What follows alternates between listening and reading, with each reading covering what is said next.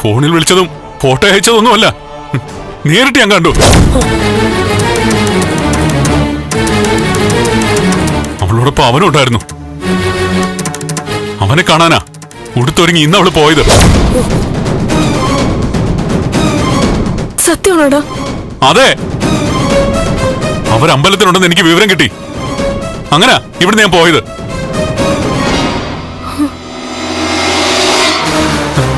അവരവിടെ കാണല്ലേ എന്ന് പ്രാർത്ഥിക്കുകയായിരുന്നു. പക്ഷെ കണ്ടു.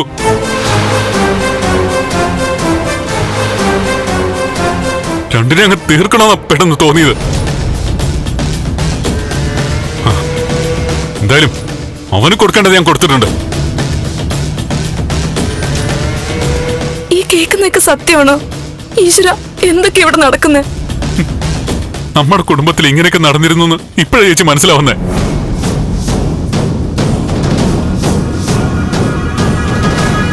ദേവികയ്ക്ക് ഇങ്ങനെ ഒരു മുഖമുണ്ടോ? ദേവിക അവളെ യഥാർത്ഥ ദേവിയായിട്ട് തന്നെ ആരാധിച്ചിരുന്നവനാ ഞാൻ. അവളെ കിട്ടിയതിനപ്പുറം ലോകത്തിന് വേറെ ഭാഗ്യമൊന്നും എനിക്ക് വരാനില്ലെന്ന് ഞാൻ വിചാരിച്ചു. പക്ഷെ പോയി, അവള് പോയി.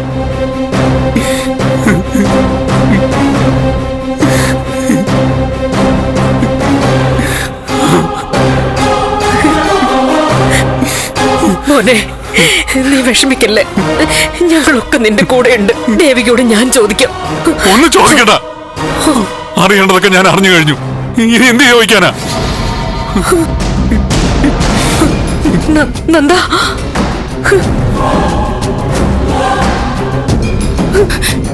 നന്ദ നിക്കടാ.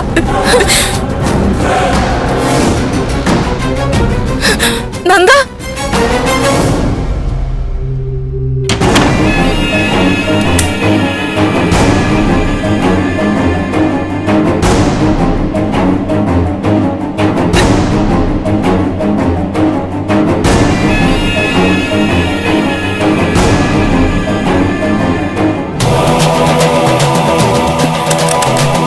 നന്ദ, നന്ദ വാതില് തുറക്ക്. നന്ദ വാതില് തുറക്കാൻ. നന്ദ, നന്ദ ഒന്ന് തുറക്ക്. മാഡം വിഷമിക്കല്ലേ, ഒന്നുമില്ല.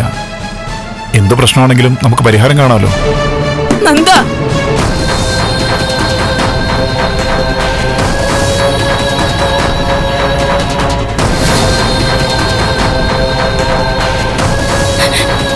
എടാ നന്ദ.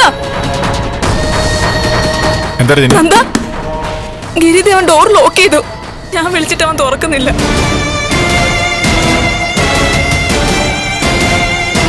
നന്ദ വാതിൽ തുറക്ക്. ഞാൻ വിളിക്കാം. നന്ദ വാതിൽ തുറന്നേ. നന്ദ, നന്ദ വാതിൽ തുറക്കട. നന്ദ വാതിൽ തുറക്കാൻ. ഗിരി, നന്ദ, നന്ദ. എന്താ ചേച്ചി? എടാ വാതിൽ തുറക്ക്. നന്ദ വാതിൽ തുറക്ക്. പേടിക്കണ്ട, ഞാൻ ആത്മഹത്യ ചെയ്യാനൊന്നും പോകുന്നില്ല. എനിക്കൊന്ന് കിടക്കണം. പ്ലീസ് എന്നെ ശല്യപ്പെടുത്തല്ലേ. നീ ഒന്ന് വാതിൽ തുറക്ക്. ഒന്ന് പോ ചേച്ചി അവിടുന്ന്. അതെ, അവൻ കിടക്കട്ടെ. നീ വാ.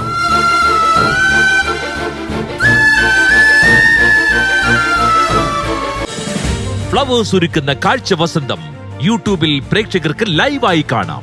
ഫ്ലവേഴ്സ് കോമഡിയിൽ ജോയിൻ ചെയ്യൂ, ആസ്വദിക്കൂ.